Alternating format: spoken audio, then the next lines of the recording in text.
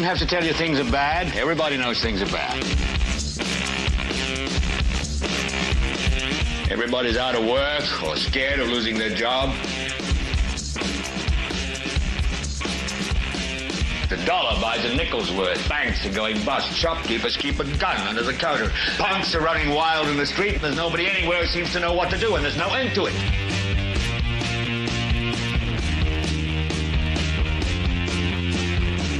The air is unfit to breathe, and our food is unfit to eat. We sit watching our TVs while some local newscaster tells us that today we had 15 homicides and 63 violent crimes, as if that's the way it's supposed to be. We know things are bad, worse than bad. It's like everything everywhere is going crazy, so we don't go out anymore.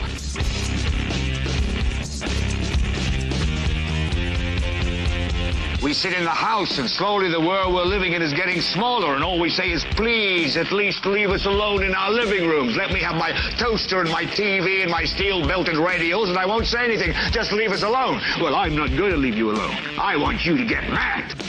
I don't want you to protest. I don't want you to riot. I don't want you to write to your congressman, because I wouldn't know what to tell you to write. I don't know what to do about the depression and the inflation and the Russians and the crime in the street. All I know is that first, you've got to get mad.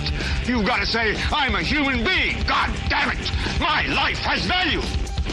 So, I want you to get up now. I want all of you to get up out of your chairs. I want you to get up right now and go to the window, open it, and stick your head out and yell, I'm as mad as hell, and I'm not going to take this anymore. Well, hello there, ladies and gentlemen, and welcome to the show. It's episode 430. Oh, no. Sorry, episode 441. 441 of the Political Spotlight. I am your host, Kristopher H. Bilbrey. Glad to be here with you. We were off last night. We've been off twice this week, and we've been late a couple days.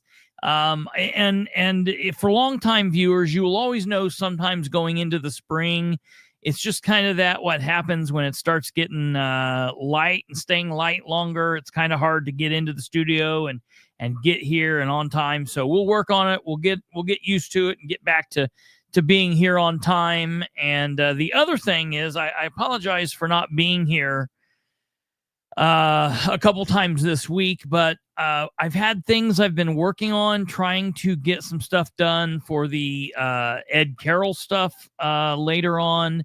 I've got a couple of other things that I'm working on, which should be big coming down the pipe. So we've got a couple things that we're working on. We've had a lot of stuff going on at the state level, a lot of things going on at the local level. I will tell you, in the city of Muncie, for those that have been paying attention to what's going on in Muncie, the Ethics Commission, they have met in executive session for the last 2 weeks in a row. The Muncie Ethics Commission met in executive session last night, Wednesday at 6 p.m., and they met in executive session last Wednesday at 6 p.m.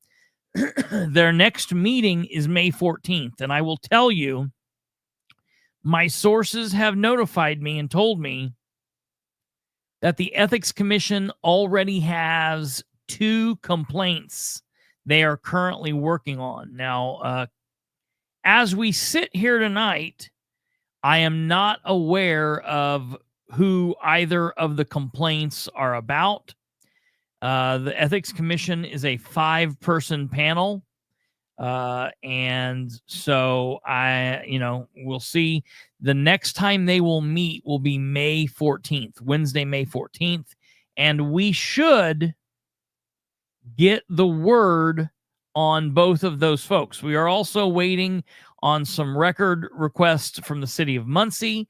We are also waiting on some record requests from Henry County. So we have a couple of things that we are currently waiting on, and they will all be making content later on as we get those. All right. So tonight, ladies and gentlemen, for the first time in a while, we're going to be welcoming Katherine back here in a moment. But before we get there, I do have to make this very, very, very important but late one day late notice, a great big happy birthday to my grandfather, Herbert Bilbrey. His birthday was yesterday. And so if everybody watching could definitely welcome him and tell him a big happy birthday, would appreciate it. Here is Grandpa. And to make sure that they're both, get the same kind of things, I will give a younger shot of him as a baby too. He doesn't look nearly as mean as my grandma. My grandma looked mean as a kid, and she's knowing what I'm talking about right now. But there he is. I'll tell you, one of my favorite pictures of all time is a picture of he and I mowing the yard, like in late fall, during probably what would have been like my first fall. I was born in July, so like that fall, something like that. Here's this picture there, me and Grandpa out mowing the yard. So there's that. Happy birthday to Grandpa. His birthday was actually yesterday, April 30th, but that's that. So want to give a big shout out to him. Happy birthday, Grandpa. There he is, winning some kind of plaque for one of their car shows or something. So very cool. All right. There that is. And let me think, is there anything else?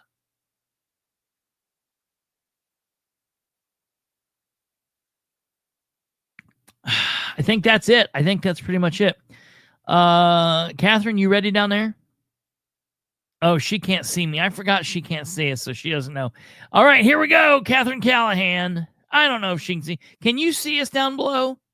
Yeah, I can see you down below, but I'm not paying attention to you because I'm sharing the right way. The YouTube page that you keep telling me I'm screwing up. The right way. I'm clicking on it to see right now. I feel like I'm being graded, everyone. If I'm giving you a grade on this, I get a B. I will give you a B because you've still not put the dots behind it, but we're getting there. We're getting there. So I'll show you one of these days, but you're getting there. People on here like Alva and these guys, they're on here because they love my entertainment. They're not worried about my fancy brain. People like Alva media isn't clicking on your page and getting here. They've been here long ago, but it's the people that don't know how to get here that we're worried about. Listen, Les is going to stay up just for me tonight. It is. Yeah. Yes. She may already be in bed. I don't know. Okay. Now I've been feeling a little neglected. I want everybody to know. You've been on vacation. But I hope that you were having a great birthday with your grandpa last night. What? I hope you were having a good birthday with your grandpa last night. No, I seen him too much, and I was like, I can't see you today. Matter of fact, I didn't even see him for his birthday. Nope. He got all the birthday out of me for the last couple of days beforehand. Oh my goodness. Well, okay, so we've got like crazy. I got to get this. Hold on, I got to get this off here because the more I keep looking at this, I just still want to give you an F. I don't know. I got to get this off here. You can give me an F. Okay, people, listen to me. I'm getting ready to bring on my Facebook page, so don't message me if you don't want to be a part of this. Yeah, that's people don't understand. I mean, I got to keep telling you guys. It took me a while to teach people that too. Like, look, we try to keep you all secret. So while we're live, if you don't want to be dimed out, don't everybody knows this on me now, but I know that you've had some issue. Wait, would you rather me do it and control it? Well, yeah, because I can turn your messages off. Don't. Thank you, Nicole, for my hair. You don't listen to me. You're like a true male. Yeah, well, that's true. When I tell you to go down, you go up. And when you go up, you go down. Right, you do it. Okay, good. Okay, here we go. So we got lots of stuff to look at. Everybody, I shared Bilbrey's page, so I just want you to know. Okay, I got to go. So for new viewers tonight that are joining us, this truly is how we roll. So we've got Kristopher tells me I'm posting way too much. So I just want everybody to know. So the first thing is that tonight at 10, Brianna Davis will be famous. She is going to be on she's going to be on the news. So she got interviewed by the news.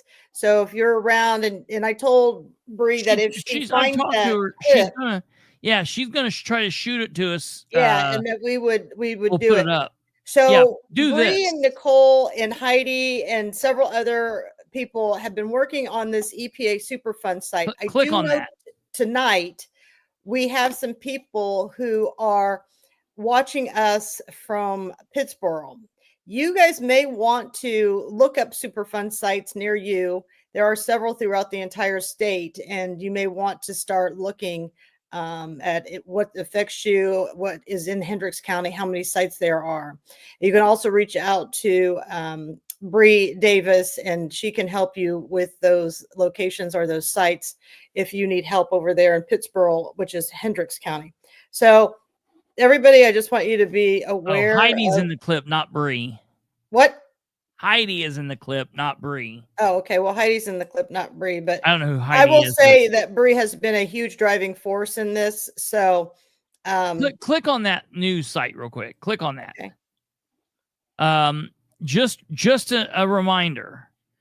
Bree had the event the other day, and originally the EPA was supposed to be there, and then something got a little wonky. And so it was like bizarre. Now, I'm going to tell you what my crystal ball kind of says. Yeah. My crystal ball says is Bree and Nicole and Heidi and these guys moved forward. They got in touch with EPA, but because they're not in the elite group, I have a feeling the EPA kind of got their hands smacked for actually working with the citizens. Sure. Because Stephanie Grimes Mellinger gets her panties all in a wad because she's got to be the claim to fame here. And so then what happened was they pulled out because, well, wouldn't that be what we'd want to do to make our concerned citizens look bad? And then what they ended up doing is saying, oh, and by the way, we truly don't support our community, so we're not going to show up at this community meeting. Yeah. So we're going to make a new meeting. Yeah, because they want to make sure that all this attention goes to the health department so that everybody understands that you have to kiss the ring with Stephanie Mellinger, and she's going to take all the glory and fame. Listen, people, this has been going on for decades. Where has she been? She's worked at the health department for almost 30 years. She could have brought this up long ago, but it wasn't until, a group of concerned citizens like, Bree and Nicole, those guys jumped on this. And then from there, then we got Miss Crooms who comes out, and she's also another one who's getting it on live and helping inform everybody. So what's even more interesting, Kristopher, when you read this, they give Mellinger credit for Bree's comments and research. Yeah, it's wild. It's absolutely wild. It is. And so that's what you see go on in Madison County. So now Mellinger knows she's in the hot seat, so she's going to step up her game and act like she's controlling this and getting rooms together and doing all these things, which is fine, because I think what's going to be great to see is when Bree and Nicole and those guys come prepared with their questions. I'm eager to see how well prepared the health department is to answer those questions, or if they will simply say, well, we're going to defer to the EPA. Well, we don't really know. Well, we're not really sure. This will be the true matchup at this meeting. And I do hope that Bree and Heidi and Nicole and those guys challenge the health department to show just actually how ineffective, how they have not researched the material like the concerned citizens. And this is what I'm hopeful for. So we'll see what happens next week. It is next Tuesday, May 6th. It is free to the public. It is open to the public. So it's funny. It's basically like the same time in the same bat channel, same room, same building.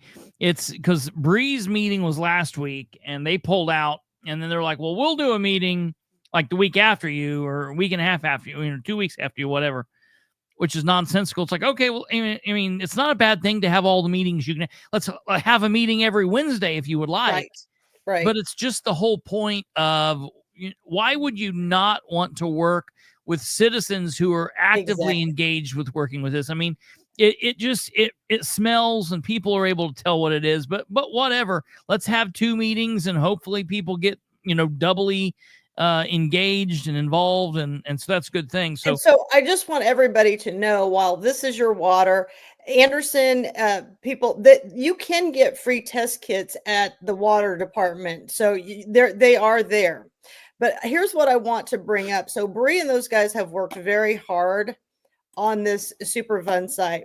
But before we got on the show, this happened to pop up, and I want to share this with everybody right here. I saw this pop up. And there is free health screenings in the Elwood Health Department. Okay, so they have their own, right? But here's what's so interesting. What's better than free health screenings? How about free smoothies and a personal blender for making your own smoothies at home? Stop by the Elwood office Thursday, May 8th from 9 to 3. No insurance or appointment needed.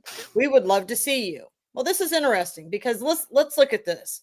I had no idea that our tax money was supposed to be used for free kitchen appliances.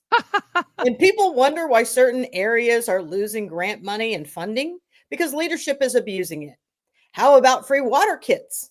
They've got an RV for $5,000 or $500,000. How about getting that RV to rural areas instead of Central Anderson? You hardly ever see that RV leave Central Anderson. Why is it limited to Elwood? How many blenders did our dollars buy? I would like every one of them accounted for. Since many complaints have been the Madison County Health Department is buying dog biscuits, pictures, and other items that seem to be going home with employees. The Madison County Health Department needs an audit. People, I wanted to tell you, this is about the craziest stuff that I come across. We have so many other needs, and now we're buying kitchen appliances for people. I'm still trying to wrap my head around this. How about some nutritious, interactive live video feeds where maybe everybody can join in? Huge. How about some Zoom meetings where people from all parts of the county can join in? How about, a weight loss competition within the county that gets the entire county involved and they're rewarded with certain things as they achieve certain goals?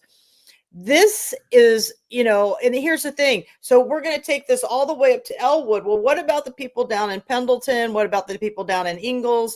I mean, what about the people over in Summitville? So I just want everybody to know what your tax dollars are going for. Instead of making sure your water is fresh and clean, they're going to make sure you guys can make some smoothies. And so the moral of the story, everybody, is even the health department won't drink the water. Just saying. Okay. So I do want to just put that out there. A huge shout out to Bree and Nicole and Heidi and their team for what they're doing on their end to provide us with fresh water and, ultimately get us more fresh water and test kits. So I wanted to bring up. Now, the other big thing I want to share with everybody is I was contacted late Thursday night from Cassie Highsmith out of Pittsboro, Indiana. And she found that LKQ was coming to town in Pittsboro. LKQ. And if everybody's followed me for some time, you remember LKQ. So that's the junkyard. We're just going to call it what it is. They wanted to get into semantics that it was not a junkyard, that it was a salvage yard. So they had already went and again approached the landowners. They're getting 126 acres. They're paying crazy numbers for the land, $40,000, $60,000 some per acre. They wanted this right here along this area is where they have people actually live. It was going to be 50 feet from the edge of this plant to where they were going to live. So I want to tell you something. I want to marry these people out in Pittsboro. Yeah. They came prepared. They were ready and they were armed. They did a great job. Yeah. So, and word came out today that LKQ will not be pursuing anything further in Pittsburgh. They are actually withdrawing their, and that's what I wanted everybody to know. They got a message that said, I'm writing to inform you that after a lengthy discussion, LKQ has decided to no longer proceed with their petition to rezone the 126 acres. This is how you win. It cost me $40,000 to fight the town of Lapel. These guys were so on top of it that they were able to get this crushed before it cost the community. That's truly amazing. You know, and it was. I mean, I was so proud of them. It was well worth the trip. It did take us over 90 minutes to get over there. Where is this? Where was this? It's Pittsburgh. So it's over in Henry County. And so where Avon is. No, that's not Henry. Or no, Hendricks County. Sorry, Hendricks County. You know, Jeff Gordon is from Pittsburgh. So, you know, they did an excellent job over there. You know, this Cassie Highsmith, I don't know if she's watching tonight, but this is a young and upcoming person who needs to be running in 26 for something. Hey, it's those people. It's Bree and that lady. I mean, you know, I love it. I mean, Cassie was out there knocking on doors. She is actually the one who reached out to me. I was in San Diego Thursday night. Actually, these people got letters in their mail Thursday night telling them about this LKQ project. One person had just moved into their home last week and was finding this out. It was never disclosed on the closing. I would be so irate. I would be, oh my God. Yeah. And it was the concerned citizens that were able. It was, you know, even I watched the attorney tell them, well, you know, back in his college days, he laid asphalt. Well, let me tell you, he had nothing on the guys who actually do it for a living these days. And they made that pretty clear. And so that's what it takes. It takes a small village to stay on top of what's going on in your community. So huge shout out. Another huge shout out to Laureen White, who actually went with me to this project. I was going to say, I thought you had some backup over there. Laureen was with me. It's always a great opportunity to travel with an attorney if you have that ability. You know, and she had a lot of information that she had shared with Cassie. They took a lot of information from the podcast that you and I have done. They took a lot. Amy Crosby, she was able to get involved and hand them some information. So there were a lot of people who jumped in and started offering some information. So it was great to see that. A huge shout out. I don't know if any of you people know of a Dr. Sherry Steiner. She is a professor up in Fort Wayne. That is what she kind of deals in. She's from Blackford County, and she runs the coalition up there with all of the environmental hazards, noise pollution, and that. So a huge shout out to Dr. Steiner as well. I will tell you, people, we've got to stay present in politics. These people will, you give them an inch, they'll take 10 miles, not just a mile. So, you know, huge shout out to Cassie and what she did. Her community is very lucky to have her. Very lucky to have her. There was another lady who did an exceptional job who was at that meeting as well, who's in the back of the room, and she was really laying down a lot of facts. So it was really great to see this.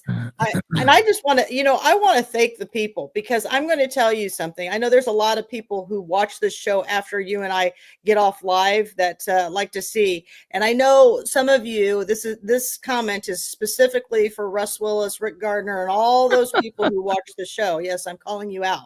I just want you to know, when you say nobody's listening to me, here you go. I was up in Pittsburgh. This video alone has 12.4 thousand views. That is not all Pittsburgh that's watching this. So that is, you know, I just kind of want to put that out there, that's kind of an incredible feat within itself. So obviously some people are listening. Yeah. So that kind of brings me to kind of where we're at. There was a Parks Board meeting today. Remember, they're using $4 million of ARPA money for the Parks Board. Right here, retired physician Dr. Jared Jones, he speaks today, and he says, hey, we can have these things. I mean, he's all about health. He's an orthopedic doc, but how are we going to keep the trails safe? And that's his biggest concern. This isn't if we build it, they will come. Well, be careful who you're offering to come to those trails. Right. So, and again, what does Jessica do down here? Well, she's clueless. I mean, she lacks the vision. They're like, well, we'll decide that once we actually get something moving. So just again, that's another one. Thank you to Rebecca Crooms for going out and doing the Parks Department. This was very interesting. So Kristopher, I don't know if you've got any say on this, but this was the park board meeting. It was not posted. I don't have any say on it. And so that was for the meeting that they just had. It wasn't posted. There has to be notification. What do you mean it wasn't posted? It wasn't posted so much time before the meeting. They shouldn't have had the meeting. So I don't understand. Exactly. Well, exactly. I don't understand what you mean.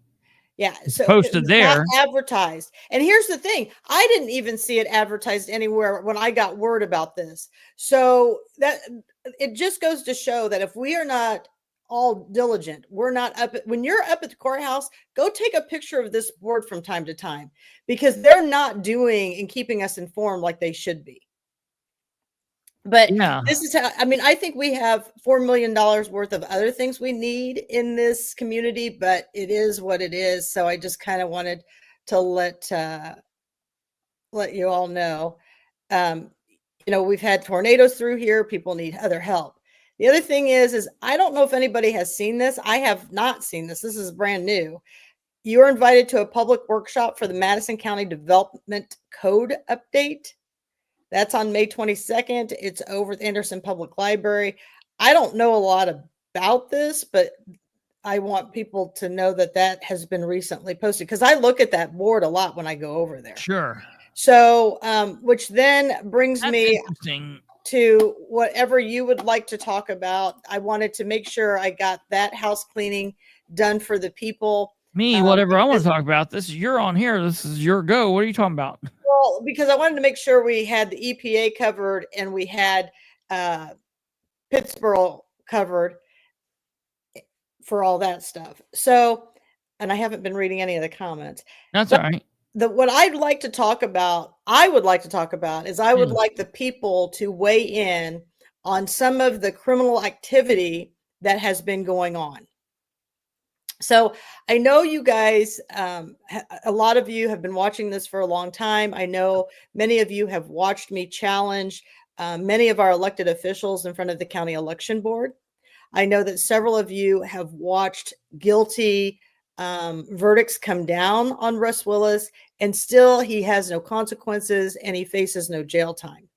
So okay. So hold on, let's back up. So that I think that's what the things happen. So back over the last several months into last year, forward now, you'd filed a couple complaints, election board complaints against Russ and some various other people and things like that. And that happened. And then what's happened is in this same time in other areas, there have been other issues kind of the same nature where various different political actors, politicos, have had complaints either filed against them or brought against them for various issues. And it's things that's been popping up. It's been pretty like mainstream, at least local media, news media has talked about, like the Gabe Whitley thing that we talked about the other night. Let me bring that one up. Yeah, you can bring that up. Maybe you can read that to the people, or I'm going to tell you something, Chris. A lot of people didn't even know about this until today when I put it on my page. Well, when you're saying a lot of people, so people around here wouldn't know about it because he's not from around here. It's more just in Marion County. He's more of a Marion County type of thing. And yeah, but when you're talking about corruption and stuff, everybody's got their own ass full of it. So they're like, dude, I can't, most people's not going to focus on Marion County, but this is a big thing. We talked about this. So I've followed this weirdo for a couple of years now. And I've been following the situation where him and Abdul Hakim Shabazz keep going back and forth at each other Of course, I'm friendly with Abdul. I like Abdul. This guy's a weirdo. He doesn't know anything he's talking about. Well, and here's what I want people to understand is even though he's in Marion County, we still have a state election oversight. Well, yeah. Right? So we can use some of these issues to help us with our own issues. But when I read this article last night at 2 a.m., everyone, all I could see was a mirror image of Russ Willis. Well, now, you can agree to disagree with me, but I'm telling you right now, before we read this article, this is what I'm going to say to everybody. Listen, Madison County must question the lack of integrity, zero transparency, and failures of no consequences to the good old boys club in Madison County. From our county election board, elected and appointed officials, these people are morally and ethically bankrupt. Russ Willis gave sworn testimony in front of Tim Lannon, who is an attorney, a former elected official for decades, and has had roles for the Democrat Party and currently still holds them.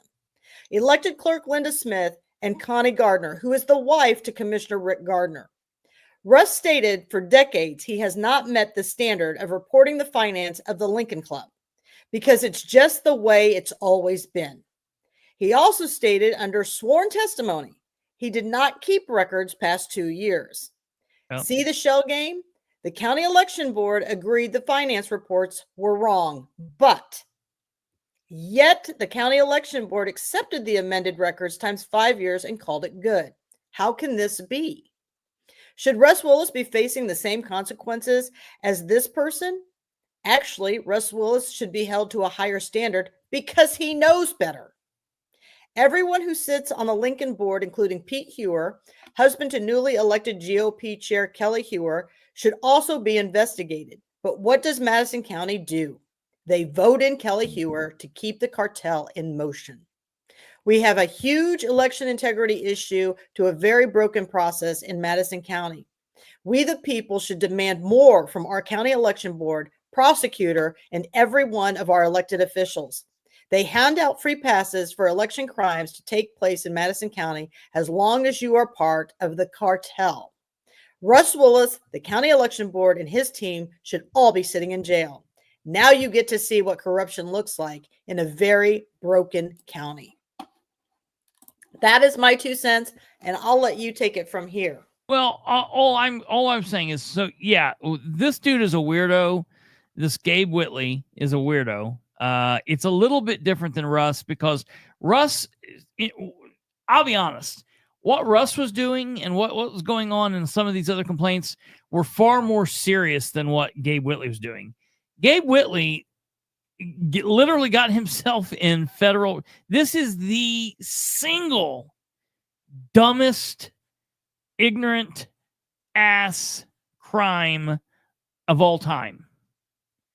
He literally said, I don't have any money, and I'm just going to lie to people and tell them I've got money.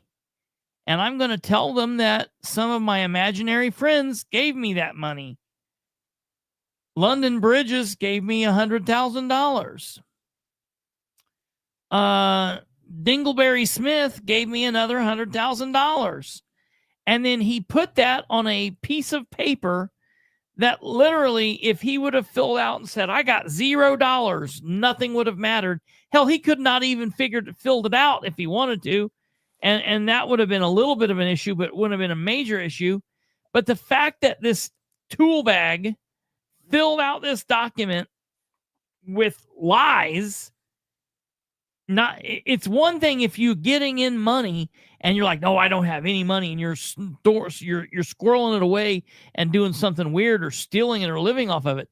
But this dude got no money, and he lied that he got money, and he lied to the government. Okay, let me get you, but let me play on the other side. Okay, so he lied to the government. He had no money coming in, right? He didn't have any money, right? Yep.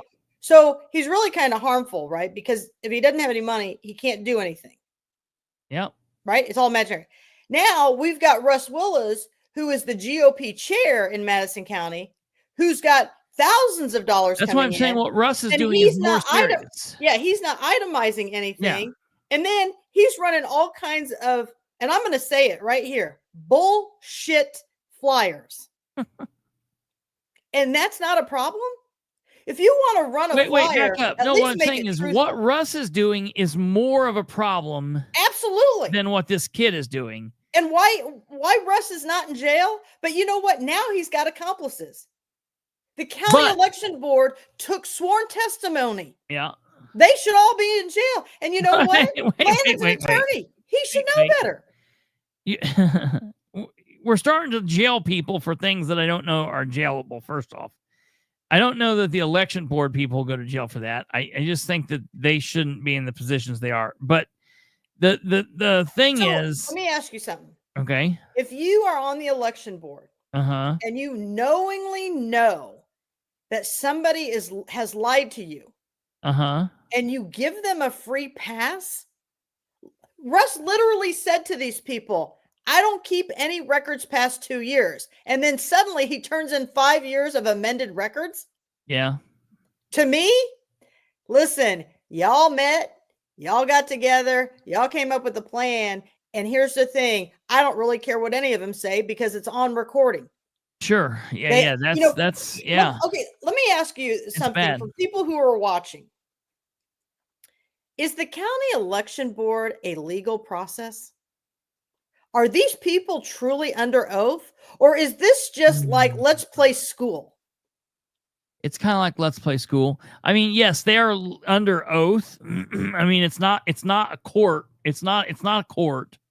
So it's not a court of record. They're not under, it's not under the same penalties as if someone's in court and like the county council.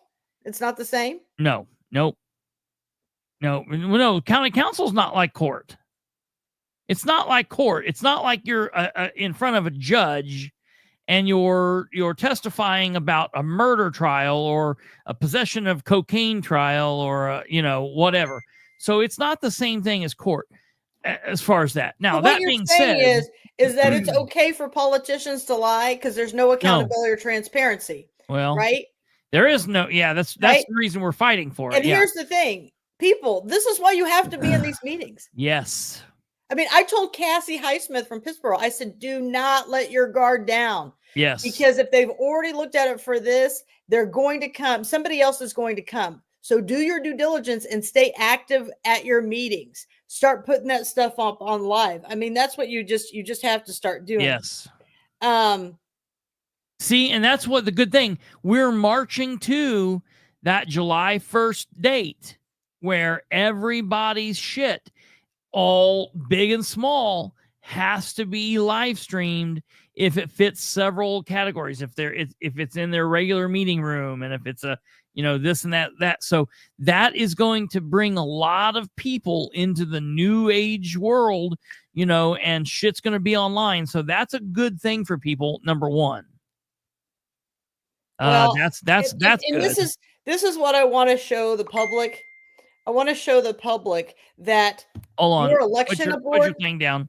Cannot be trusted. I just sent Kate something to look in her voicemail or in Messenger. So what people, but there's a couple of highlights there that I want to read on Gabe's, and I can just read it. Well, I just put it down because someone messaged you. Oh, that's probably something we probably need to look at. Okay. Can I put it back up? I don't know. I mean, do you still have your messenger open? I think let me close that. Yeah, close that. I tell people not to message me during this time. But if they're not watching, they wouldn't know. Listen, if people don't know that Katherine is not tech savvy, you should all know that by now.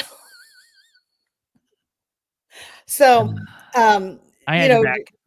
So do you want to you can read some of the highlighted yellow, or you can read the whole article. I don't care. I can read this here for people. I mean, most everybody's aware of this, but it's just this kid that did this weird shit. And we're getting to this. There's a point to this here in a minute because there's another guy that's a little bit more serious. So this is this weirdo that lied about money. Former congressional candidate Gabriel Whitley was sentenced to 3 months in federal prison Tuesday. He had admitted to falsifying campaign finance records and lying about raising hundreds of thousands of dollars in campaign contributions ahead of the May 2024 primary. Judge James Sweeney, who serves on the United States District Court, said that the fairly short imposed sentence took into account Whitley's lack of criminal history, in addition to his troubled, traumatic childhood and multiple ongoing mental health challenges. Well, Russ fits that same category. I don't know what the problem is. Right. What I want to get, though, is this dude's running around saying, like, I want to, if he's got this and he's willing to say, these should make me not be able to be punished, he probably shouldn't be running for office. He probably shouldn't be, I'm just saying. Maybe that's mean, but I'm just being honest.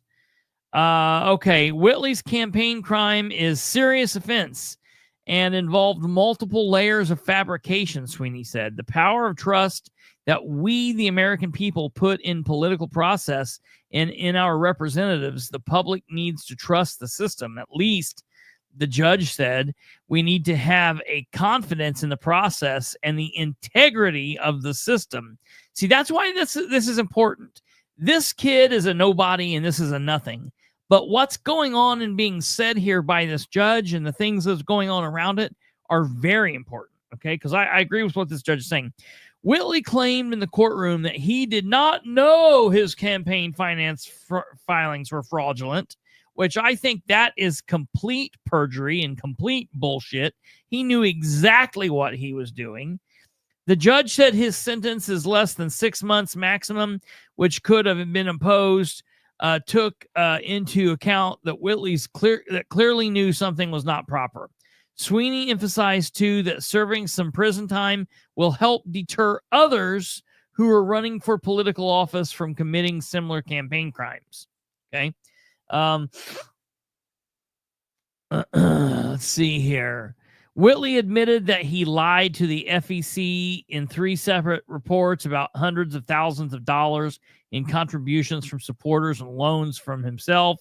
Specifically, Whitley admitted that in October 23, he falsely claimed that 67 people whose biography detail he made up had contributed about $222,000 to his Honest Gabe for Congress campaign, according to federal protesters. I don't know what that is. I think they're messing that. I think something's messed up there. In January 2024, Whitley again falsified reported contributions from individuals whose biography details he fabricated. Prosecutors said he did the same in April 2024, falsifying $100,000 that he loaned him his own campaign. In addition to prison time, Whitley's sentence includes a $100 fine, a $100 fee for special assessment, and a year of supervised probation following his release. Sweeney further recommended that Whitley complete substance abuse treatment, citing a positive drug test for marijuana in late January, which is completely insane, plus a mental health evaluation and treatment, as well as vocational training. Remarks provided during the 2-hour hearing, Whitley asked the court for leniency and indicated that he has no intention of returning to politics. I am embarrassed to be here today, he said in a prepared statement.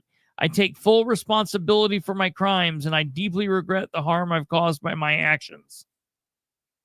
And then he immediately got out of this because he wasn't immediately sentenced, so they didn't take him away in handcuffs right then. He's going to be assigned a day where he has to turn himself over, kind of like Orange is the New Black style.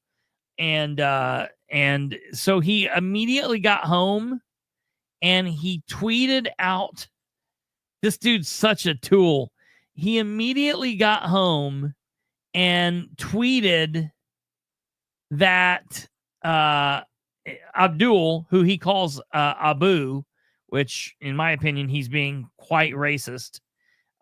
He gets home and he says, Abu is a pedophile, which is the exact reason he is where he's at. Because about 2.5 years ago, he made a tweet calling Rob Kendall a pedophile. Rob sued him for defamation. And then Rob's wife started looking into him and started pulling some of his filings and being like, what? This kid was donated $200,000 and he's like, he's basically a potato. And so no way he got $200,000. And so they started looking into some of his filings and noticing like his contributions were coming from London Bridges and like Midnight Fart Sniffer and stuff like that. Just weird ass names that this kid was making up. And so they started looking into this, and that's literally what led him into this position. He's also threatened Abdul. He posted Abdul's home address along with pictures of his house, his wife, and his cars and stuff, and like told people that they should take him out and things like that. So, I mean, this kid is clearly not there. And so it's good that he's going away, but just for some of the other insanity, but honestly, Russ has done things that are, in my opinion, way worse than this. Yeah. But it's what Russ has done has been the filings. That's my issue. Not maybe what Russ has done with some of the money, but the fact that he's lied about where the money came from. You get it? Well, and that's the thing. We're never going to know. Not only is it where it's coming from, but how he's using it and abusing it to mislead the people and capture these elections. And so I can't wait till we talk about the Goshen mayor. Yeah. I mean, pull and so, and people, this is what I want to tell people, like, and you can take over the screen. I don't have to have the screen, but I want people to understand something. Well, thank you. You're welcome. I know it's your show, but here's what you need to remember. An informed society is the most dangerous to a corrupt system. That's the reality. This is an off year for election. If you're watching from Pittsburgh, this is where you start today. You don't start your election on what you're thinking about. You start putting these people on live video now. You start talking about what's going on. You start laying the foundation now, because I think it was Ben Gale and Anthony Emery who said, if Katherine's going to be like this, we're not doing any more of this. Who's that? Or that's what we want. That's a touchdown, everybody.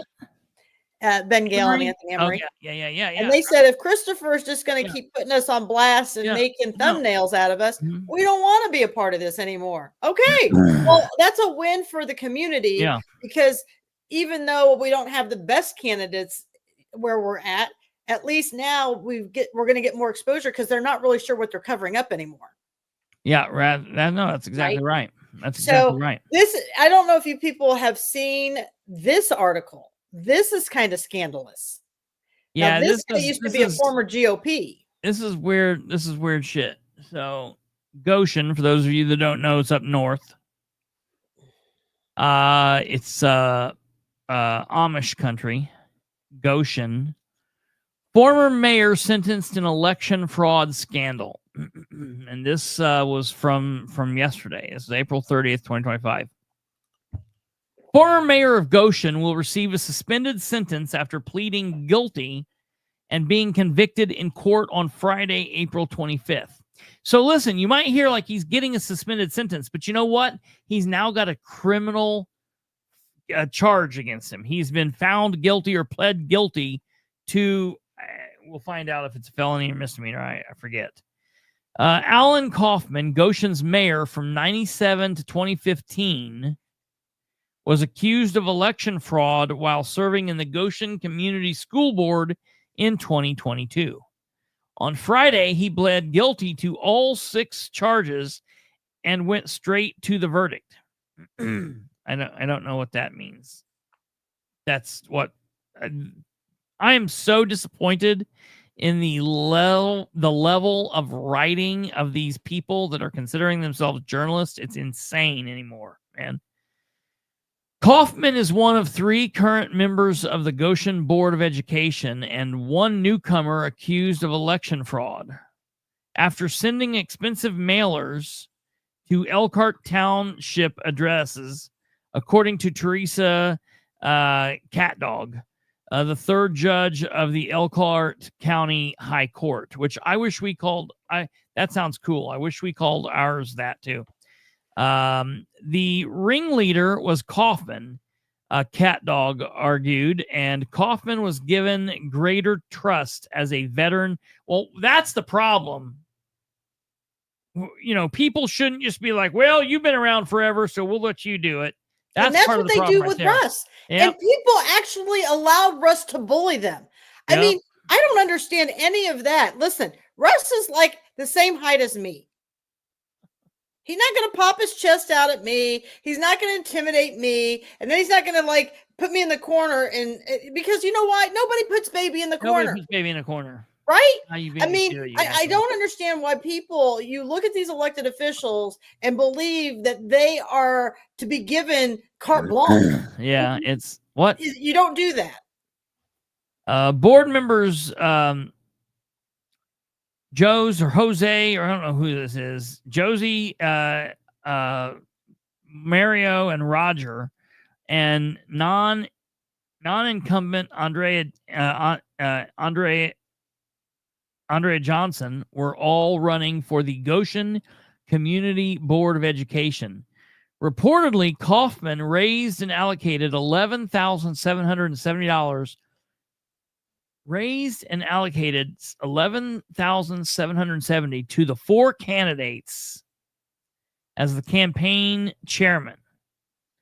In October, funds were split between the four candidates, followed by mailers sent out denouncing three other 2022 candidates. So you understand what's happening here. There are 7 candidates running. He split money between 4 of them, and he denounced the other 3. Okay, now I got a question. Yep. Okay. Yep. So I'm assuming that this Community Board of Education is the school board, correct? I guess that's what I guess that's what it would be. I guess my question becomes this. In the state of Indiana, we never declared parties. Okay. So now you're telling me that we've got school board members who are receiving money from a political party. Therefore, technically, they're declaring the parties? No. Listen, he's not the party chairman. He is... No, I think he's the party chairman. Jose Elizdale's campaign chairman. See what it says? Listen. Okay. It says he is her campaign chairman. Right here. Yes, no, but I think Kaufman was the chairman of the party. Well, we got to see it because listen, it says Kaufman raised and allocated $11,770 to 4 candidates as her campaign chairman. So we'll read on here and see. It might say that later on. It's just not said it yet.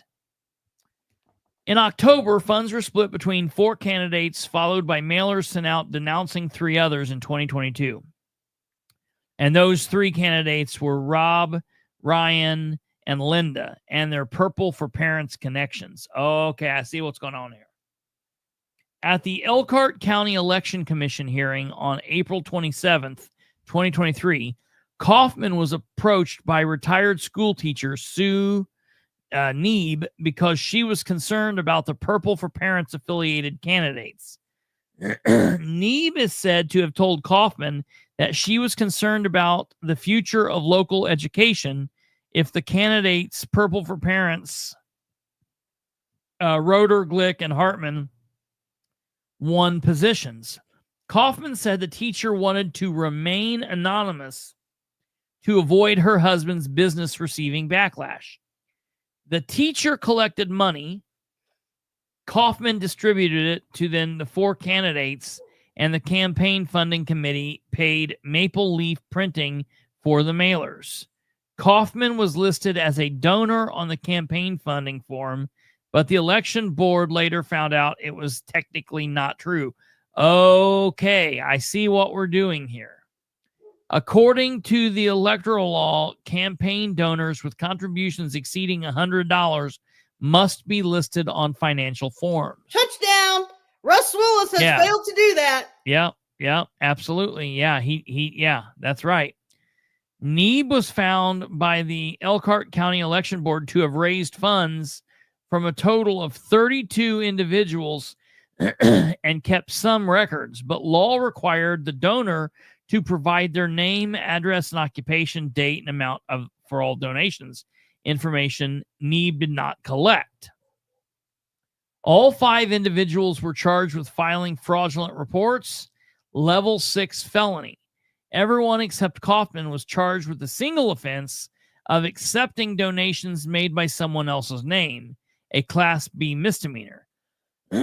Kaufman has the same charge, but is facing 5 counts of misdemeanor rather than 1.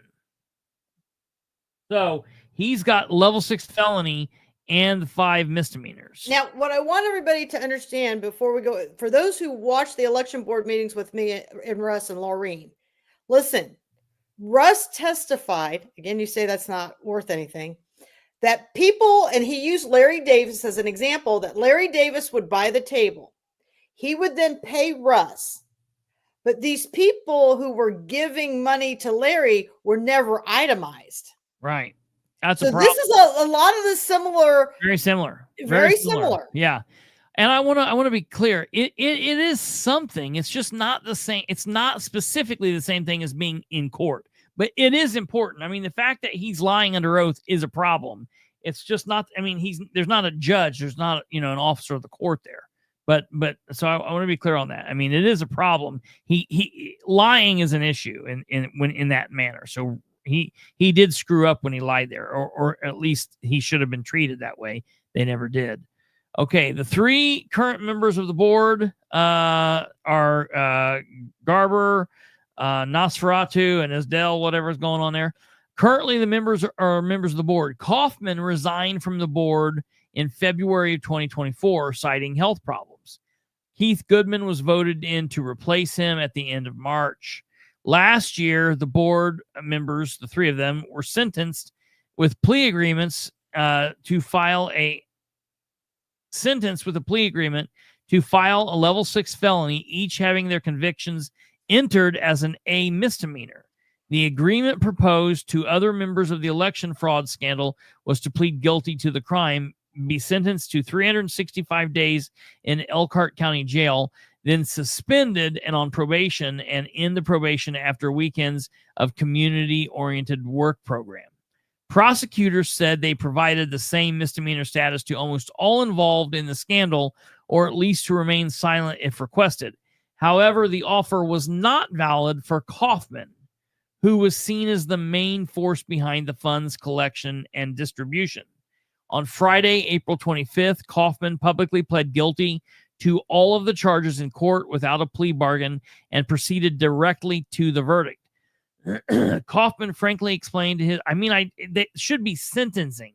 I don't know why that's so weird. They're saying proceeded directly to the verdict. Oh, you'll know why. You'll hear why. That's so strange.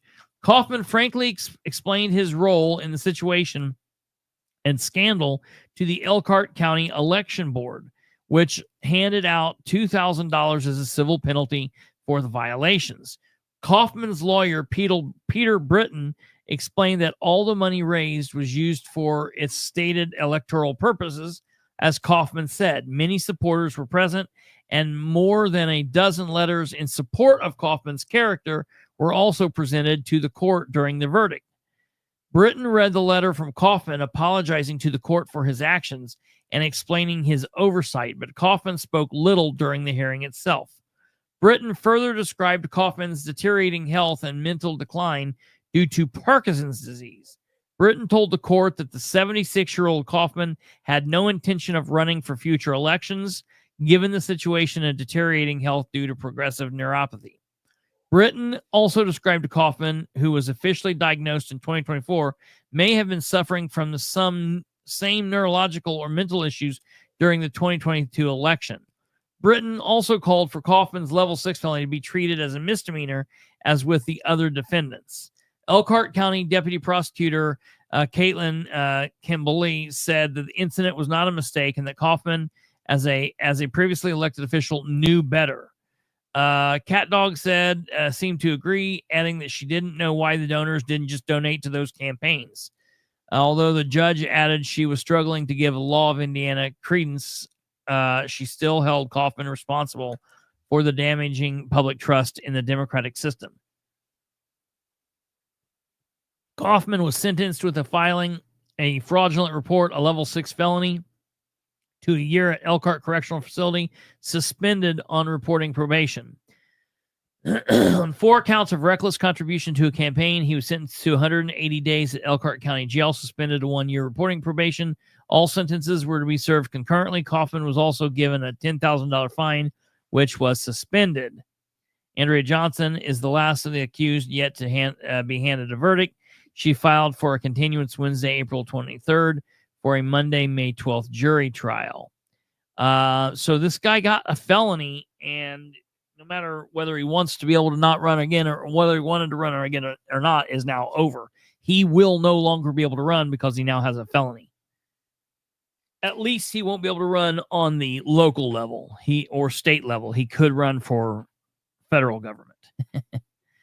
But that's the whole thing is, okay, so I'm going to send you this video. So that's a bunch of crap. They didn't give any of them. They didn't give any of them jail time. They suspended his fine too. They should have made his ass pay the $10,000 fine. Well, he got no punishment for this. Well, and see, that it's because they want to blame it on his health and that he won't be able to run again. Well, he's not going to run anyways. I mean, that's the same with Russ Willis. Here's the problem I have with Russ Willis. He still holds a seat as an elected PC. The guy needs to be out. He's still over the Lincoln Club. The guy needs to be out. And so you're seeing all these punishments somewhat come down without putting them in jail, but as long as they have a record where they can't run again. And I don't know, I'm going to say this before people start going off the deep end on the comment section. And then you tell me that President Trump's a felon and he's run and all this other stuff. I'm not even going to entertain that nonsense right now. But well, you can run as a felon on a national level. Okay, well, there you go. You can't run on the state or local level. Okay, and that's what needs to happen with Russ. There needs to be something in his permanent file so that he's out for good. I mean, and that's what I mean. Even the prosecutor who tried him when he violated the canvassing law, again, he's not going to face any consequences, but he is guilty. Yeah. This is out of control, people. And which, right here, perfect example. Let's listen to Russ testify.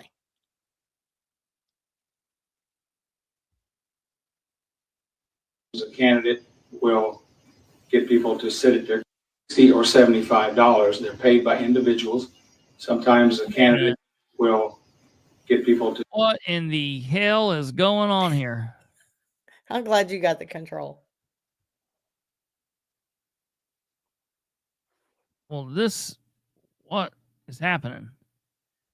Hold on. Why does that look so funky? You guys not notice that looks different? Like wildly different?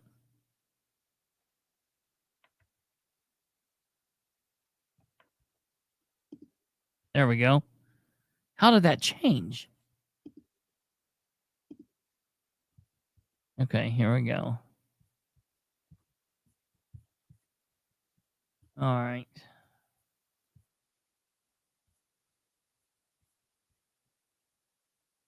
Try that again. Or $75. They're paid by individuals. Sometimes a candidate will get people to sit at their table. They'll collect them from them and give them to us, or write a check from their own committee. And that would seem to me to be a convenience rather than writing 8 separate checks for $60 or $75. Just write one check from the committee. Yeah, he's right.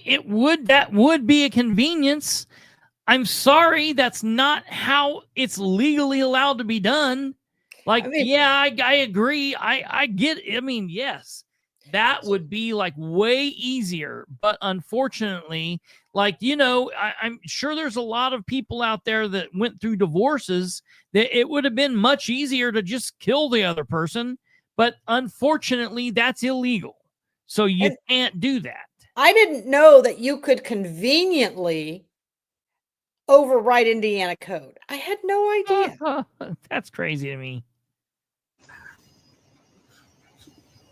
If this was to the level of violation that's been accused.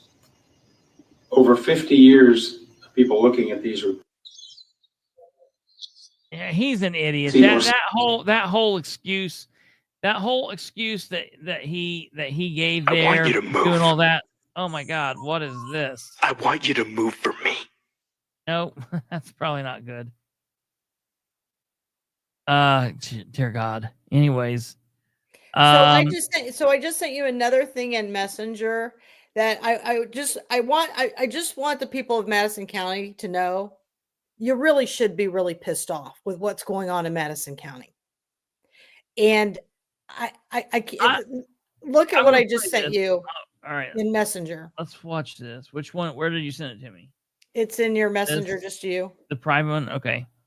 So, and I get it. Some people are like, they're mad because we make memes of these people, but you know what? I don't know how else to get people's attention. I don't know who get mad about memes. It's like 20. This is this is politics. Right. 25. I want to just show you here. Right. And if you don't follow Madison County Government Accountability, I ask you to do so.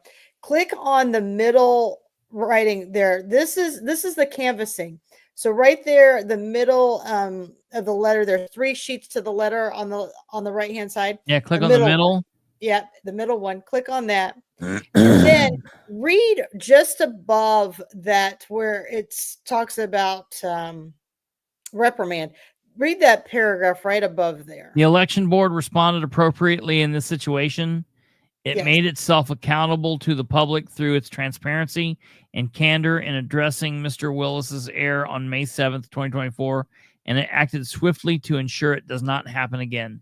The special prosecutor thus declines to file charges against Mr. Willis in this matter. I don't even know what to say about this. Now listen to the reprimand.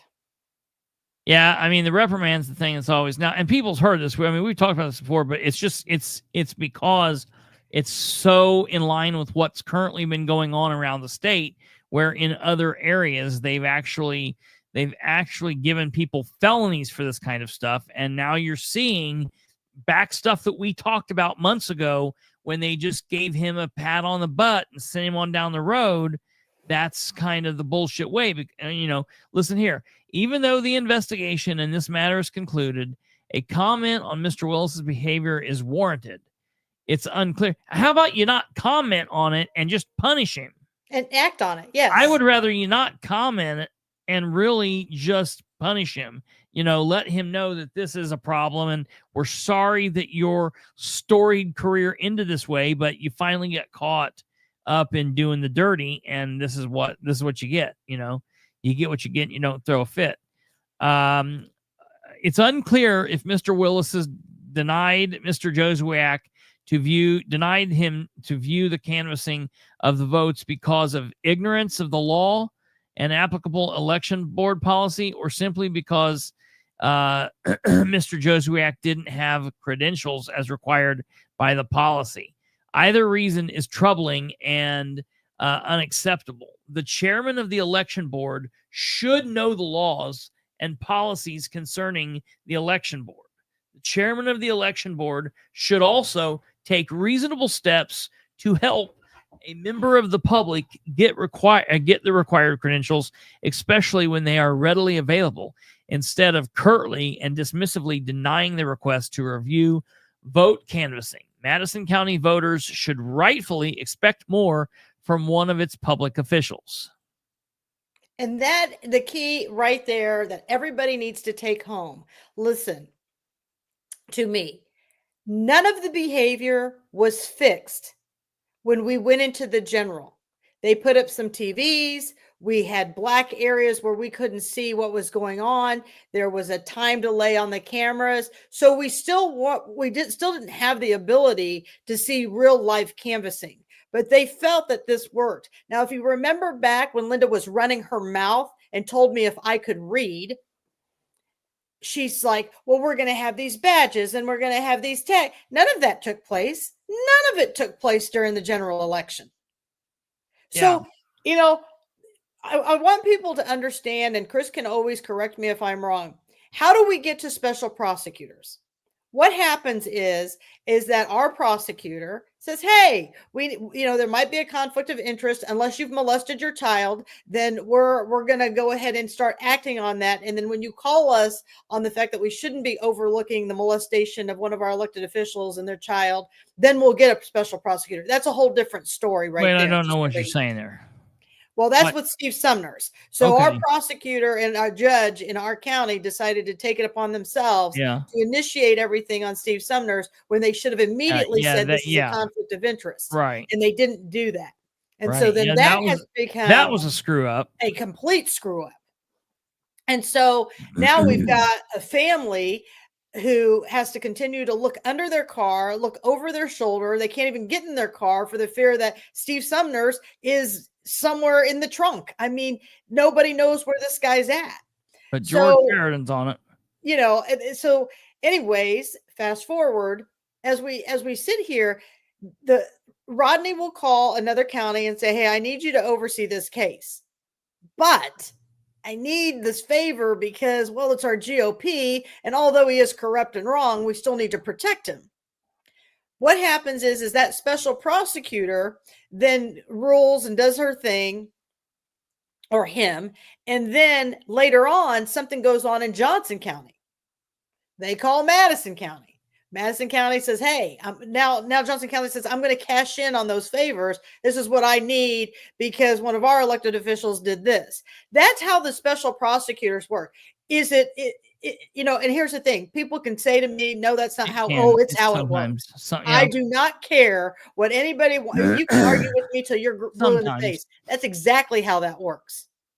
And this is what becomes so dangerous because now everybody becomes ethically and morally bankrupt except for the concerned citizens. But then we become fearful of the retaliation.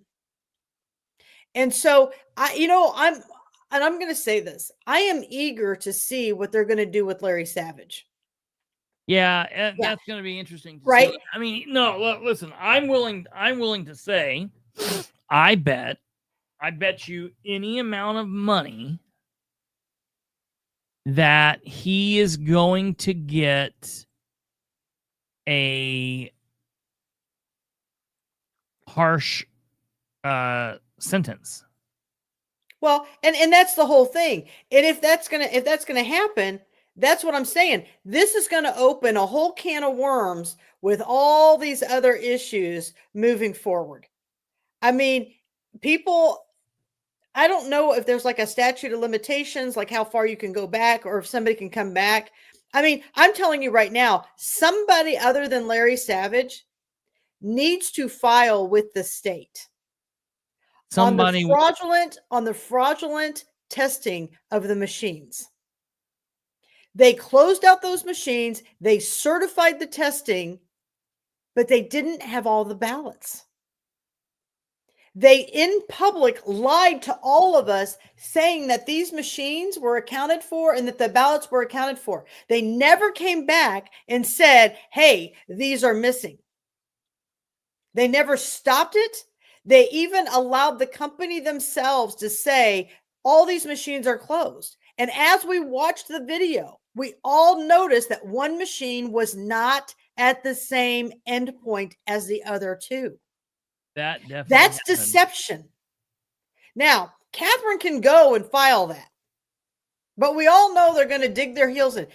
Other people are going to have to step up and file these things. You're not going to lose this. Because Linda Smith needs to resign. Lannon needs to come off of the election board. They duped the people when they did the live testing for the general election. The whole thing should be redone. And I don't care if people think that's an outlandish. The fact is, they lied to the community while we were all sitting there on record and recording it. The only way through this is to challenge them. Oh, so we lose. What do we lose? We lose the fact that we show just how deep the cartel is. We never lose when we challenge something. Never. Because we always learn. And now all we're doing is exposing just how deep. We all know the prosecutor's office is involved in this. I mean, when special prosecutors are just saying it's disturbing, and here, let me give you a lecture, but I'm not going to act on this. No. I mean, this is craziness. And I'm going to say this too. And people who are watching this, I don't really even care at this point. We are to blame. Oh, no. That's definitely true. Right? No question. We are to blame. Mm-hmm. And I'm going to tell you, I'm going to put this disturbing article up here. Because I feel like this deserves to be looked at. I know I know everybody's kind of used to taking some Ritalin when they're watching me on the show anyways. So where's this post that I did? Okay, this post right here. So let me share right here. See this article right here? This is Hancock County. I mean, this just shows you that stuff is going on everywhere. Like, this is craziness everywhere, okay? What floored me the most is, and I said, now this is disgusting, but at least Hancock County's prosecutor and judges can find and hold their elected officials accountable. Madison County gets a huge F for always failing with their good old boys club of elected criminals. This is what happens when you vote for personality contests instead of casting educated votes. Shockingly, and this is in this article if you read it, shockingly, Jessup was elected to a Hancock City Council seat even as the accusations became public. Yeah. He has since resigned from the position following the conviction. Now that in itself floored me. Yeah. The guy is literally being called out for this. They're investigating it, and he still wins. Yeah. So when I say we the people are to blame, we are to blame. It's just like that guy there was a guy that was in jail for murder up in, like, I don't know, somewhere in the region, like East Chicago or something like that. And he was running for office while he was a sitting city councilor running for re-election. And I can't remember, Kate, did he win? I don't know if that guy won. I think he might have won, and then he was found guilty and they removed him. But I mean, they were literally paying he wasn't being able to go and sit through the monthly meetings, but they were sending his paychecks to the jail and putting them in his commissary. Well, and here's the thing with Steve Sumner. Yeah, Steve Sumner, he's allowed to attend the meetings. Not only is he allowed to attend the meetings, this that was paid. Wild. I mean, Steve Sumner, and here's the thing, Steve wasn't going to resign. Yeah, dude, they said they that had was to finally force it. Crazy. This is how the reason why so many incompetent people run for election and stay in it, they're so hard to fire. Yeah. Most of the time, if you look around, elected officials are people who can't hold a job in the real world. Yeah. And the people who can, people like a Bethany Keller, you worry if she's going to come back because she doesn't need this headache. She can actually function in the real world. Then you've got these derelicts and incompetent people like Rick Gardner, who he can't even manage his own checkbook. They can't even keep their own jobs. You've got Gardner and Culp, who both have their own companies, who they've had to file personal bankruptcies on those companies because they couldn't keep them going. So what do? They come over. The people are like, these are nice people. Yeah. What? They are just wonderful. Well, great, because by 2027, Madison County, you're going to be bankrupt. And those great people who smiled at you, I hope you enjoy that. This is the same thing with Lapel. I'm still fighting in Lapel. I don't usually, crap in my own kitchen. But this LKQ was a very dangerous issue. Yeah. And I was, part of me went to Pittsboro for this whole situation for kind of vindication. Yeah. It's really what I kind of went for too. Yes, I wanted to help those people, but I also wanted to come back to Lapel and say, look at this. Yeah. Look how dangerous this is. And you guys are mad at me? And you want Dan Paddock? You want Cam Paddock? You want Amy Egley? You want these dysfunctional people who would lie, cheat, and steal to your face to be on these boards? Yeah. Yeah, like Kate said, Indiana had a dead woman elected to the House. Now, in all fairness, the other candidate was Gabe Whitley, so I would have elected the dead woman too. But you know, it is what it is. I mean, these are the things that, you know, and if you don't like what I have to say, you know what the great thing is? You can hit the mute button. You can keep scrolling. But I will tell you, Kristopher, I'm getting over 1 million views on. Yeah. So clearly somebody's paying attention to us. You know, and all I want. Does anybody know what I want at the end of the day? Kristopher, do you know what I want at the end of the day?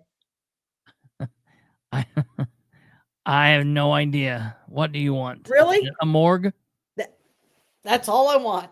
I just want some respect. You're well for past the dead. that.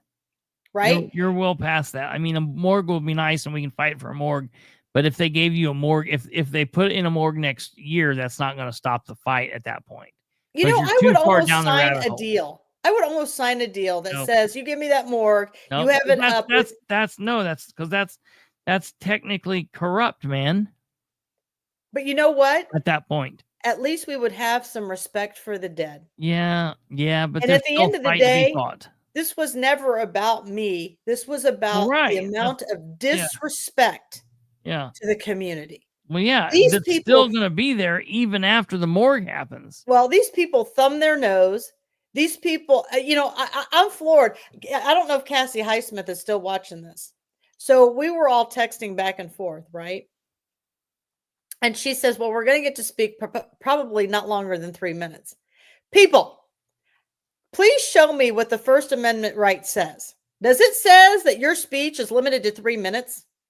I have no idea how anybody, believe me, sits there. When Ben Gale will put a timer on his phone and tell me when my 3 minutes are. I don't care when my 3 minutes are up. And neither should you. Yeah. I mean, this is just the reality of what's happening. You know, are we seeing change in Madison County? We're seeing it. You know, I don't know how you guys are doing over in Delaware County, but you know, it's just amusing to me if anybody thinks that I want this fame in Madison County. Listen, I'm going all the way out to Pittsburgh to help a community. I just want the, you know, community to be better. That's all I want. However, that should happen. Absolutely. You know? We did speak. You were talking about LKQ and the environment stuff. Speaking of that, we do have this clip in. Oh, let's watch it. This clip did pop up here, so I'm gonna put this up here real quick. See, these guys are smart enough to send it to you and not me. Here we go. I'm gonna make this go full screen, but we'll still be up here.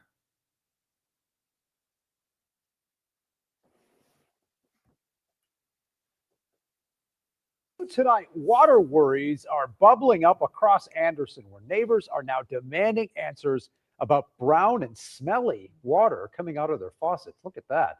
Tonight, the city says, don't panic just yet. Fox 59, Scarlett O'Hara spoke with those affected and city officials about what's going on. This water came from a tap in Anderson. The city says it's normal, but people who live here say it shouldn't be. I have never seen the water as brown as it was today. Heidi Snyder lives in the Greenbrier neighborhood and says every so often her water will run cloudy and yellow, but never as dark and thick as it was Thursday. I think it's very unfortunate that people were drinking this water before it turned brown. You know, how many people put that in their system before you could tell I shouldn't be drinking that. She and some neighbors who asked not to go on camera say even when it looks fine, the water always smells like chlorine or bleach, and it's becoming a financial burden. I will only drink bottled water. I will only give my cat bottled water. I have a water distiller that I use. I won't even drink water out of the filter from my refrigerator. The smell some days is just horrendous. I have a skin disorder, and sometimes when the chlorine is really, really bad, I break out. and hives. I reached out to the director of the water department for an interview, and he responded with a statement that said the city just started its annual distribution system flushing program Monday. He said it consists of daily fire hydrant flushing to remove mineral deposits, adding, quote, discolored water in periods of lower pressure for residents during this time is a normal side effect, and in most cases will clear up in the home if the customer runs the cold water side of their faucet for 3 to 5 minutes. I understand the annual flushing. I understand why that needs to be done. I don't understand why it was so bad today. The most recent mayor's newsletter claims tap water is safe for human consumption during flushing operations despite discoloration. The city is planning to invest $130 million over the next 3 years to cover improvements. Those who live there hope city leaders can come up with a better solution to tide them over, or at least answer all their questions. Hell no! We deserve answers. I think we deserve good, clean water. City officials also say for now, if the water isn't clear in a few days, the department will come back out and flush the area or the customer service line again. You can find more information on our website. In Anderson, Scarlett O'Hara, Fox 59 News. Scarlett O'Hara? What? Now listen, that water is just as bad in LaPel. That water is just as bad in Alexandria. This isn't just Anderson. This is a county-wide issue. County-wide issue. I mean, I don't even understand. I could show you guys pictures of people who send me pictures after pictures that are not from Anderson, that are still in the county, that have terrible water. So, you know, we've got drain issues going on up in Alexandria. We've got them everywhere, but you know, it's becoming a cesspool. I don't know what else to tell the people. You know, it was interesting though when Bree and those guys did their talk to see Culligan actually showed up for an opportunity to sell their filtration system. Their systems, yeah. Yeah. So, you know, that's the whole thing with that. And, you know, we're going to, you know, Bree says there's 42 Superfund sites in the county. This isn't just localized to Anderson. It's all over. What's funny to me is watching the health department, and they'll be like, oh, well, that's the city. We don't have any jurisdiction over there. I don't know about you, but you see, when it's a county health department, it's the entire county. And that's what they used to use a lot of times when Bingham Square was in trouble and we saw people die out there, and they'd be like, well, that's part of the city. The city contracts that's private property. A county health department has jurisdiction. Like, it doesn't matter if it's in what city it's in. I've never my uncle used to be a health officer for the Delaware County Health Department, and when I was like young, I would go with him when he would go out on calls, and he did shit in the city of Muncie. Yeah. He wasn't like, oh, this is the city of Muncie, we don't go here. Just in case the people of Anderson have become that dull, that dim-witted, the city of Anderson is in Madison County. Right. I mean, if they think about it, people, if they can go up to Elwood and open a health department up there, then they can go into the city of Anderson. I mean, this isn't hard to figure out.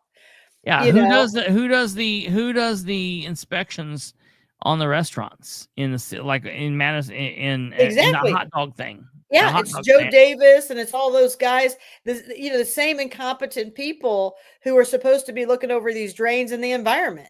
I mean, Stephanie Kane, the same people who you will see get on social media and berate and beat down the community if you say anything. They will squelch you and come after you. I mean, I've never seen anything like it. Those people need to be fired from the health department. When your people cannot speak, when they cannot share what their concerns are, and you've got a health department that wants to go to war with the community, they're not here to serve us. and they need to go. That's right. I don't know what else to tell you.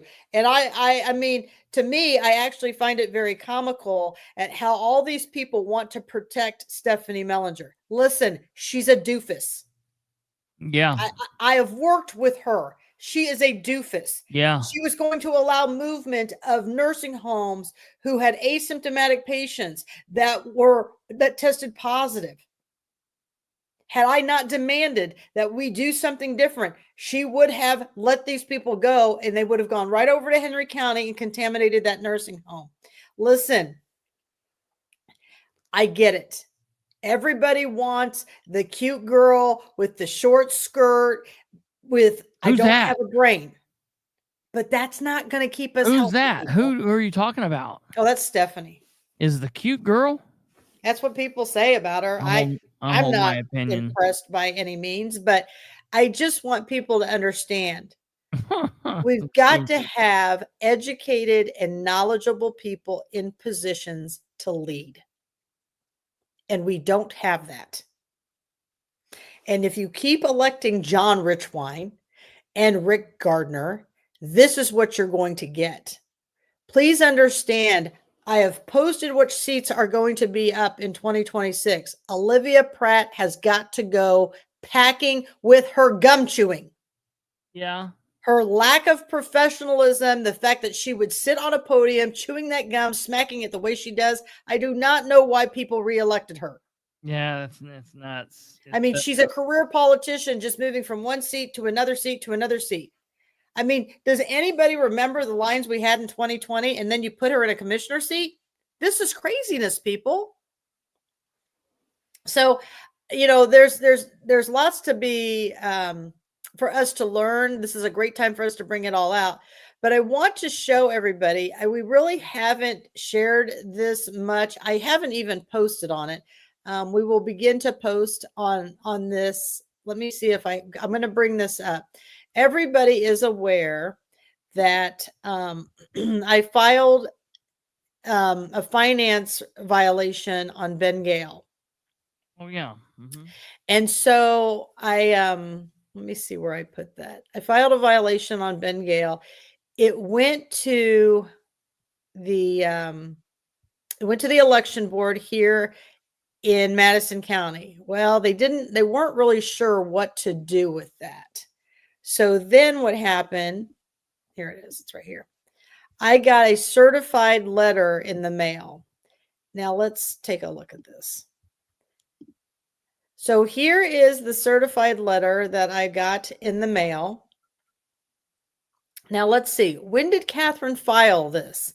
Katherine filed this, I think I filed this initially in January. And I just got a response about 60 some days later. This is coming from that John Richardson. And he's the guy, if you remember and watched the election board, back when we challenged Todd Culp and those guys, he's the one that kept saying, I get what Indiana code says, and I get you're supposed to initial these applications, but the intent of a check mark is okay. And since Todd Culp has come to the podium and says, I don't know how to make my initials, but I know how to make a check mark, and that really is my initials, we're going to go ahead and let him run. And so this is why I've got this guy putting this on letterhead. This came to me certified at the office, and it was telling me that the county election board can't hear this, that it needs to go to the state because Ben Gale was a treasurer on his own campaign, and then he was the treasurer for Evan McMullen. Well, Evan McMullen was running for Senate. So now they're saying this is really a state issue. It's not really a county issue. I think I don't understand that. I don't understand that either, because either way, Ben should be reprimanded because he had finances in the county as well. So I just want to show you, it's not about, if we win, great. It's a feather in our cap. But we are winning even when they thumb their nose at us and say, ha ha, we got away with it. Well, you might have got away with it now, but it's going to catch up eventually. Yes. It's always going to come back. Listen, Russ is still going to be pulling strings. We're still going to have issues. We're going to know what his work looks like. And that's the thing. If Kelly Hewer wants to take the fall for him, then take the fall. I don't care. I made the post today, and you know how Facebook works. Like the person who's been looking at your stuff the most, they pop up. Yeah. Hewer's my #1 fan today, people. That's hilarious. Thank you for reading my information. And so I filed with the state. I did that last night. So now we will wait and see what the state does. Now here's the kicker. If the state gives a pass to Ben Gale and Evan McMullen, we will then begin to show how Brad King and the others are embedded with Madison County. Isn't that the whole goal? To find out who our players are? So, if they can go after Honest Gabe, then they should be able to do what's right for Madison County too. And so I was actually, grateful that whole article came out on Gabe, because now I get to do this and see where they're going to head with it. Right. So they're, Madison County, there's no question they're very intertwined with the election board at the state level. We're all very clear about that. I think Nicole Schuyler Kapuzinski has made posts about donations for Diego. I think she's done all kinds of things to show research there that we've got issues. So this will be interesting to watch how that goes. I'm going to continue to put out information and hope that at some point we get more and more involvement, and we're seeing that. We're going to see that Alexandria, they've got their issues up there. They're starting to expose, and it's great to see that what Chris and I do is becoming infectious. That's what we want, and that's how we win. And so if you are wanting to know what the next step is, and this is one thing I got to show the people. This, I am very proud to all the community members, the people who watch on social media. This was a huge win for us. Let me show you this. This is great. So let me see. Where is that post? Right here. This right here. This is a huge win, you guys. This came out today because they have to do it 10 days before the meeting. So I hope more can come out on the 13th day of May and attend the county council meeting. But look at it. It's working.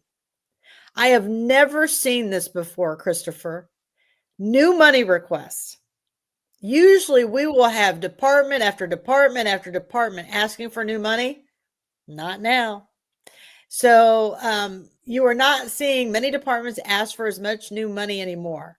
See, I knew they could live within their means. Stay tuned. We have so much more to show you about the finances. And so I'm working on a pretty big project. It's going to take me 8 months to put it together. But look at that. I don't see the health department on here. The clerk's on here, but she says this is grant money that she's asking for. But you know what, Chris, always worries me? Look at this. Other services and charges, $40,000. Other services and charges, $10,000. Other services and charges, $74,000.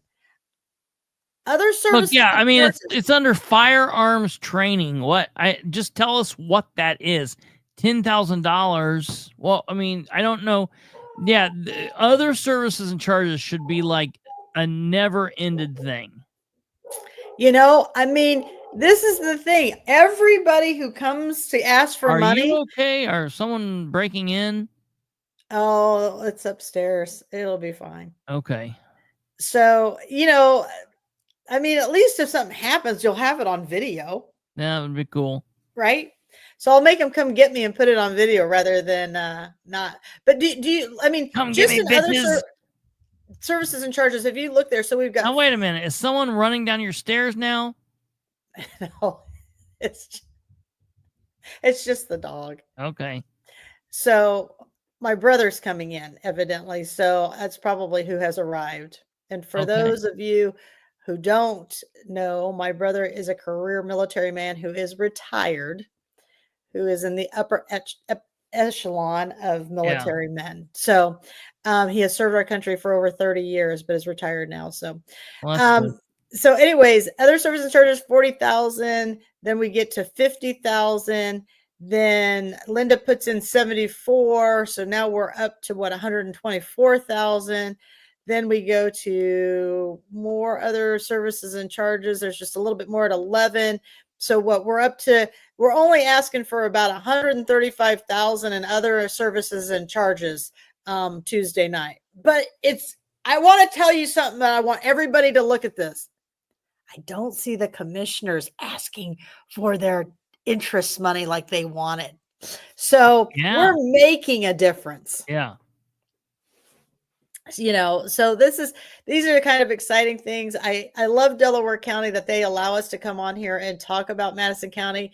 The crew who's shown up here tonight from Madison County, you guys are so great because they get about a 5 minutes notice and they all drop everything and come on, which I can't thank all of them enough because they make the show. Absolutely. So my whole big thing is that for all of us, not to forget what's important to us, not to forget, we're still looking for Steve Sumner.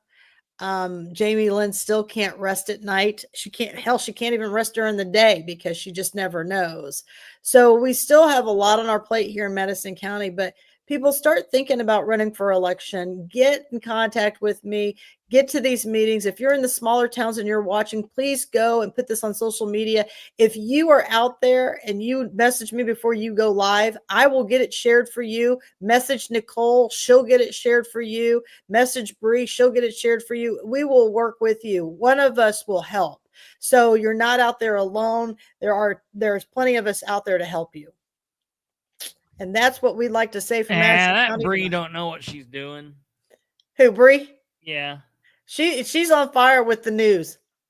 Yeah. Look at her. Yeah. Look at her go. You know, we got Nicole over there making reels. I mean, it's really a team sport. Yeah. And here's the thing, people, if you're out there and you're thinking, oh, it would be weird to reach out to one of us.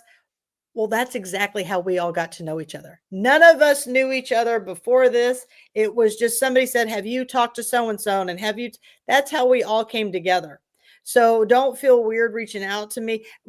As a matter of fact, while we're on here, I had a lady reach out to me just prior to us coming on the show. And maybe I can read this to you and you can give me an answer because I'm wondering if she has this answer, if somebody else has, or this question, if somebody else has this question. Because I don't know the answer to this. And I told the lady I would look into it. She said, my great niece is having an issue with the AHA, which must be the Anderson Housing Authority is what I'm thinking. What do you mean? Okay. I think that's what maybe Bree or Nicole, maybe Nicole will know. So my great niece is having an issue with the AHA and requesting a copy of her file. They are denying her request and telling her they can only give her parts of her file. I remember you sharing information on requesting your records. Would that apply to her situation? Well, what I shared was FOIA requests. I don't know. What? No. What would she fill out for? I think that's the Anderson Housing Authority, but why can't she have access to her own file? She can't. She should be able to. Just a FOIA, not a FOIA. It's because FOIA is freedom of information. It's federal. FOIA is all federal. Anytime FOIA, people need to quit saying FOIA. FOIA is federal. We have the Access to Public Record Act here in the state of Indiana. That is the state level. The local level is the Record Act, the Public Record Act, governed by Indiana code and the Public Access Counselor here in the state of Indiana. And if you follow it through using that, then the Public Access Counselor can help you and will help you. And it's something I would recommend. That's something I can shoot you to like if you shoot I me may that, send this lady to you then. yeah, Is send what I that to may me. end up doing. Send that to me and I'll help her. Okay. So yeah, she reached out to me. I said that we'll see what we can do for you. So and again, people, that's the thing. We're happy to ask the questions on the air, because if you're asking it, somebody else has got the question Someone too. else does too. Yep, absolutely. Yeah. It's good to pass that information along to people. It's good to try to get that information to people. And look, I know that there's going to be people that are going to say like, wait, you guys didn't talk about, like, you've talked about all this before, but look, it's important to talk about this shit with Russ. Because look, in my opinion, I'm a little bit different than Katherine. Because like, to me, Russ has been removed from chairman. He's been removed from the election board. He's nobody. I don't give a shit about him anymore. Go on, do your shit. Don't do your shit, whatever. But it is a big deal that we're now seeing all these other people in all these other places getting really big trouble for these issues. Some of them a whole hell of a lot smaller than what Russ did. And Russ had these issues, and you literally had people that had him right there, but then at the very last moment, they let him up. And it's like, what the hell? And that just goes to show you, I have a strange feeling the deal was, Russ, you got to step down his chair, because they are coming, and we got to get the heat off of us. Well, here's the thing. All they did is show us that Lannon's willing to buy into this. Linda Smith, the clerk's willing to buy into this. Listen, if Linda Smith, the clerk, wins in 26, there is no hope for Madison County. She has literally shown us that she has a level of incompetence like no other. But on top of it, she is willing to lie, cheat, and steal. Yeah. Who? Linda Smith, the clerk. Oh, yes. She is willing to lie, cheat, and steal for her own soul. And then you know what she's willing to do? She'll pray for you. Linda, you need to pray for yourself. I'll pray for Linda. Somebody needs to. Yeah. Well, so I'm going to use my prayer for the people. That sounds good to me. And they deserve better. So that's just how that's going to be. Well, we'll have you back on. Any last words? No, but I'll be live. Don't forget, I'll be live on the 13th with we'll have you live on here. Yeah. If Bree and Nicole want me to be live for the EPA. So I had something signed up on the 6th that fell through, and I had nothing marked on the calendar, so I have it highlighted out to be in Anderson at 5:30 on the 6th. And I have a feeling it's going to be a packed room. Either that night or the next night, depending on what happens.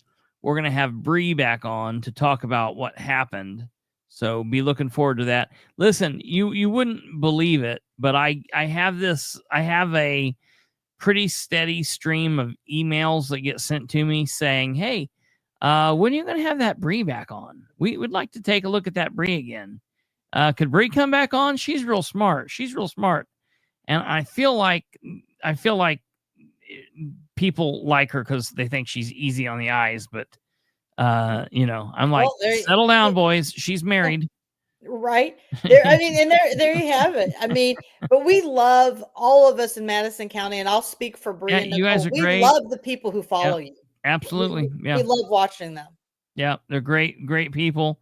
And I think you guys have a good team over there, doing real good work. The lady that I don't know her from Adam, the lady that was helping you in Pittsburgh, this Heidi chick that was on, on the news tonight, they're doing good work. Bree's killing it. Nicole's killing it.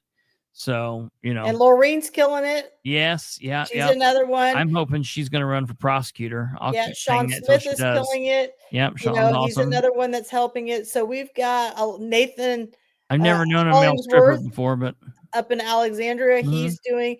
So we're starting to spread out and get more infectious in other areas. And that's all we want at the end of the day. Absolutely. Yeah. Well, very good, Katherine. Thank you very much. Stay here. I'll be right back with you. Okay.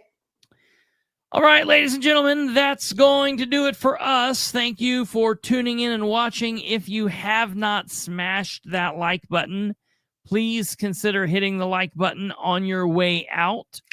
I think we're missing a couple people tonight. We might be missing like Alva was here. We're missing well, there's I Want to Meet Kid Rock. We're missing the Cola Twinkie. I don't know where he's been. Hope he's doing well. Hope everybody's doing well. Share the show with everyone you know. Help spread the word. That helps us out tremendously. Again, a very happy. Hey, there they are. There they are. Cola Twinkie right here at the very end. Well, awesome. All right, you guys take care. God bless each and every one of you. A very happy belated birthday again to my grandfather. So thank you all for the good wishes there. Smash that like button. If you want to follow us, you can find our information right there. That's where you can find us, all the social medias and all that. Tonight is wait a minute. What is tonight? Is tonight Thursday? Tonight is Thursday. So I thought about doing... You're at the end of your week. Yeah, I thought about doing follow-up. Because we had missed it, but I think I'm just going to say no, we're not going to do follow-up. We'll just go ahead and have the 2-day weekend, and we will be back here Sunday. I know everybody's like, wait, we were not... You'll be fine. We'll be fine. I'm working on a couple big things that I hope to have out here in the very near future. So keep your pants on. We'll do 2 days off, and we will be back here Sunday night at 9 p.m. So be sure to tune in right back here Sunday night at 9 p.m. And we'll see you guys all. Now, listen, if something crazy pops off tomorrow, if something pops off Saturday, that goes out the window. So you will want to smash that subscribe button. Click the bell. That way you get notified if we go live on some kind of breaking news thing Friday or Saturday. So, keep that in mind too. But other than that, you guys take care. Have a wonderful weekend. And we'll see you back here, God willing, Sunday night, Sunday the 4th. And we'll discuss the council meeting that we'll be having on Monday the 5th. We've got a big week next week. So we'll see you guys then. Take care. Good night. Goodbye.